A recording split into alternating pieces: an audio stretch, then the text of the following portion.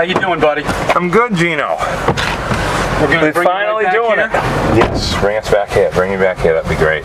Yeah? Yep. Why are you working on a Saturday? Oh my God. Huh? Restaurant. Yates gas? All kinds. You gotta of wear your stuff. seatbelt. I do? Yeah.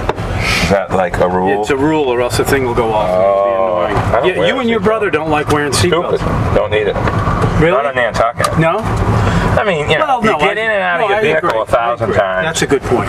I mean, I'm not saying you don't need a seatbelt. Right. I'm just, we don't stop completely at every stop sign. Yeah. Does that mean it's wrong? Right. I mean, if you did, it's probably more dangerous because the guy behind you doesn't think you're going to stop. Well, we use our left directional. I think it's a good habit to get. We use our left directional to go straight in two places. Where are they? Washington Street and Union. You figured it all out, didn't you? It's just true. If you don't use your left directional in those spots to go straight, somebody could pull out in front of you if you're from Nantucket. How's this place doing? Great. You happy with it? You still part of the? Yeah. You still on the board? Yeah. What's your job? Port Council. That's the Port Council advisory. We have a meeting once a month in Hyannis, or it alternates between Hyannis and Falmouth now. Yeah. The new the new general, the offices are in Falmouth now. I had a phone call. 1983. This was built right here. Remember that? Yeah, well, I was here in '86, so. Yeah. I had a phone call from somebody that said they read something about a rogue wave that hit. I didn't even know about it. That day on the daffodil leaving day, the sun. Was that day? Yeah. And it was, they were tacking. They were going towards Monomoy Point. Yeah. Highline was going that direction. Steamship was going that direction to get ahead, to get into the waves. And they hit one that was a little bigger than the others, and the bow went down, and they bent one of the doors that they opened to let you out. They took a little bit of a chance there by leaving, right? I mean, it's on the cusp. Here we go. You cancel then. Right. All those people are stuck. Exactly. I mean, so that's what happened here. That stuff it's one of the things that taught me a lot about government versus the private sector, is getting involved with the steamship. I have this term I use. I press the can't fix it button. There's certain things you can't really fix, and that's one of the things that the general public, every 5-10 years, things get a little more complicated. I mean, you're getting your driver's license renewed now. I mean, it isn't like it was. No, I mean, you have with a truck license, you have to get your medical card put online and registered. You can lose your license. I mean, it's complicated. Oh, sure. Hey, Nat, where does all this passion for government and giving back and being part of the public process come from? Where does that come from? Finding a niche to make a difference. Do you think it comes from your father, though? Yeah. I mean, my father. I grew up with him on the selectmen. I wasn't around when he was on the finance committee. He'd tell. That's a hard question to answer exactly. It's over time. I mean, are you more like your father, or is Andy more like your father? That's a good question. I think my father, if he was involved today, and let's just say he was still around and he was a little bit younger. Yeah. I mean, my dad knew where the money came from.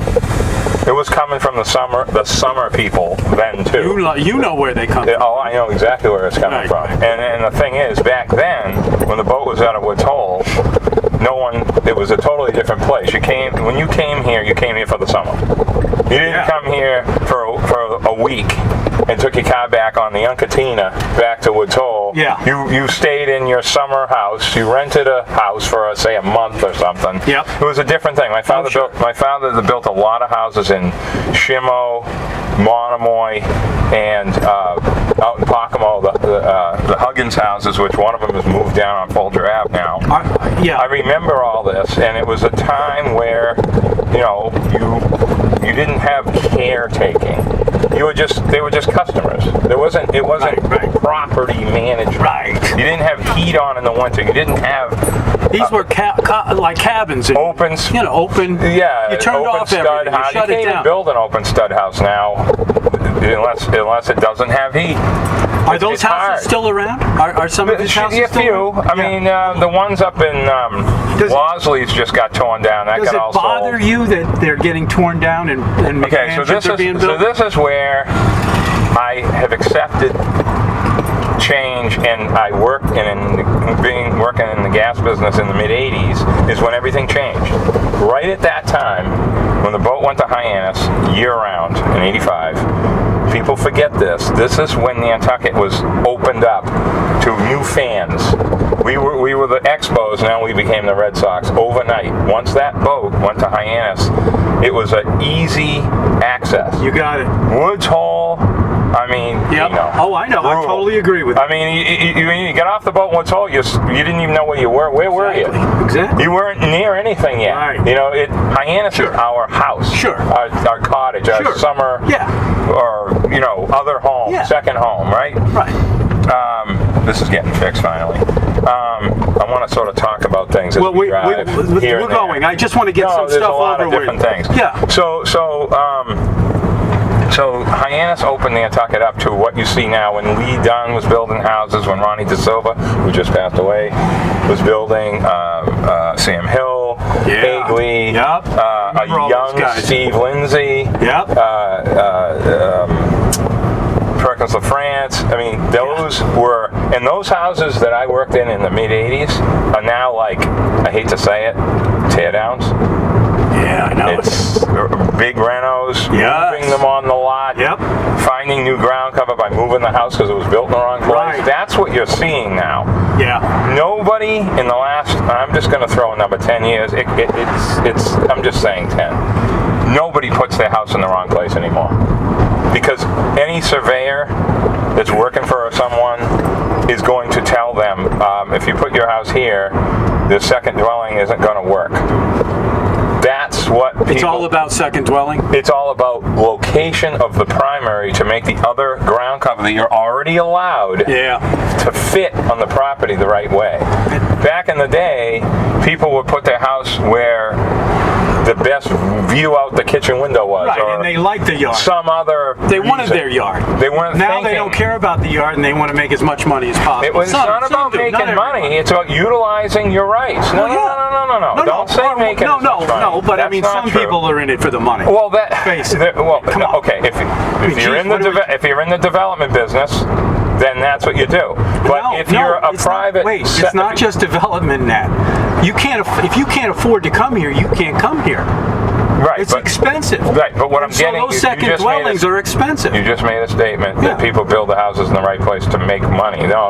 Well, they're doing it to utilize their land correctly. Of course. That's all I'm saying. Well, what is correct? Doesn't matter if you're poor or rich. Money. If a poor person builds a house, they still need to put it in the right place. Well, that's what I mean. Okay. Yeah. So I don't, let's just. No, but I mean, I know. But we're getting to a point here where you've been on the planning board for how many years? 12 years, right? And are you glad you're still on the planning board? Absolutely. Hope I'm on it till I'm 75. Do you see a wave, a new just like change? We've been through this. Explain how you been through this before. Okay. In the mid '90s, we tried to limit growth. We've reduced. First of all, we'll get into which is what your brother wanted to do. Right. And again, back then, nobody ever changed zoning significantly to reduce density. Okay, there was some minor changes along from '72 to say into the early '80s, but that was very minor things. I don't have to get into that.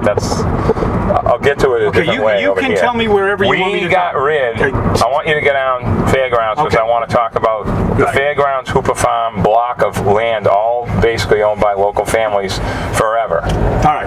And finish your point here. So zoning was never really significantly reduced until around 2006. And we meaning the current people and staff, and not just me, it's the voters that vote for it.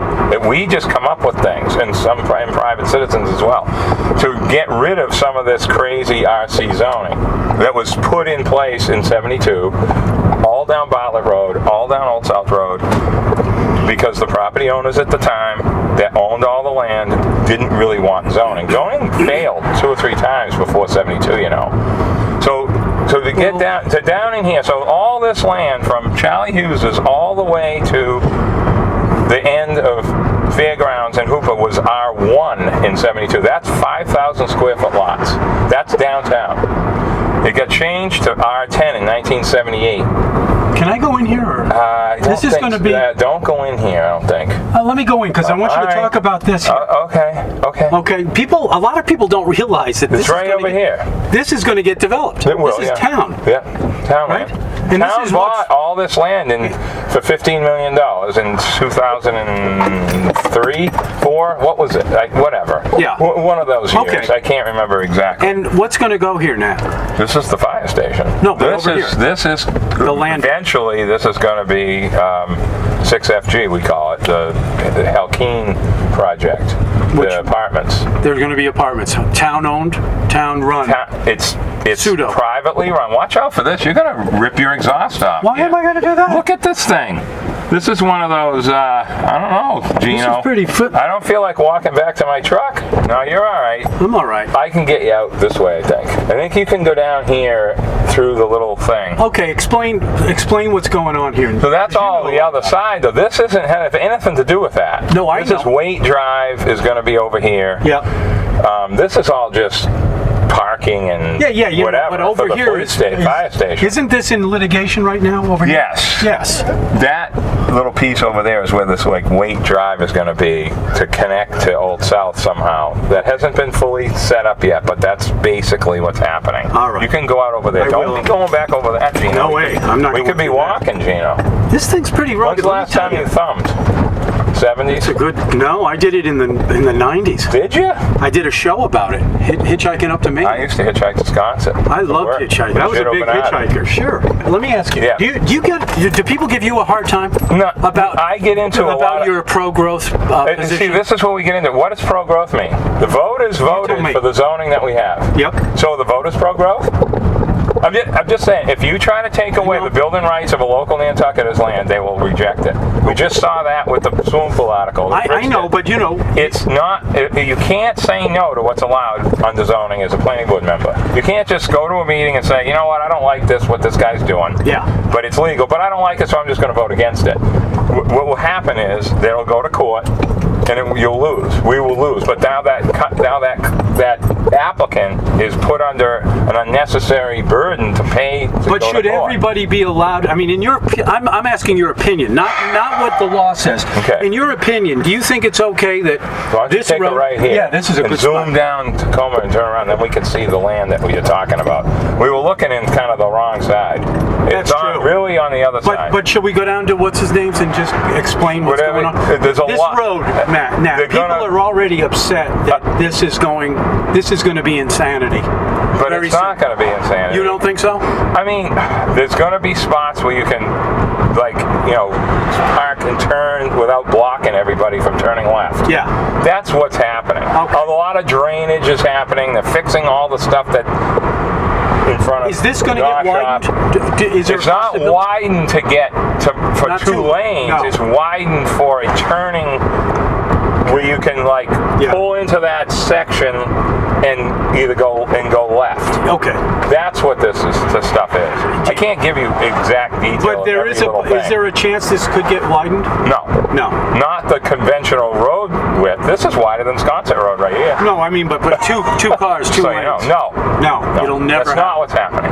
This is a corridor of areas. You want me to go down here? No, I was going to ask you to go to Tacoma, but that's what I was asking you to do. But that's okay, Gino. Don't worry about it. They gave up a ton of land for us. This bus pull-offs, full bus pull-offs right here. Yes. None of this hanging out in the road. We got a lot from them. It just doesn't. It's hard to see it. Do you know what's going to go there? That's going to be a restaurant. It's just got advertised. Okay. I'm not sure what kind. It's something that was in the paper about it. Yep. But I can't tell you, exactly. You're right. But All right, so getting back to this road is going away. So The road's going to be over there. It's going to switch. It's going to switch. Yeah. What's going to be here? Houses? I think this goes back to dirt. I'm pretty sure this section here. Oh, okay, grass. Okay, something. But I know that the main road is going to change and it's going to go over there. Now, how about these? You happy with this? I mean, this is the shy list stuff. Yeah. This is the stuff that gets your numbers up higher. Yeah. This is what people need is apartments. Everybody can't own a house. Oh, I agree. It's impossible. No, Never I'm going to in total happen. agreement. Totally. We need more. Yeah. Unfortunately, everything looks like a Lego block now, but that's just the way things are getting done to get your maximum second floor. Sure. You know, I mean, that's just how it is, you know. Think of it this way with Richmond. They bought a mess with today's dollar. It's not like they got it for free, or like Walter was doing it after he had all this land over, all his lifetime. This is cleaning up, 50, 60 years of just random buildings, random everything. Yep. Vehicles are buried in the ground. I mean, this is a cleanup. Yep. I mean, just like the Larrabees, except the Larrabees project. Oh, that's interesting. That's a tiny version of this, but it's the same principle. Okay? The Hawthorne Park. You take a right and go around. You want to go left. Well, what do you want? Whatever you want. You want to go around? I would want it to go around Fairgrounds. Well, we can go this way. It doesn't matter. I'm going to go to Fairgrounds. Okay. I just want to explain a little bit about. I've had several individuals just make a statement saying the planning board changed. In fact, Bob Gardner said it on TV without even actually knowing. He found out within an hour that he was wrong. He said at a selectmen's meeting that we changed the zoning, and that's why the Tony Marks property has 6 houses on it. That's not true. It's not true. It's not true. It's just not true.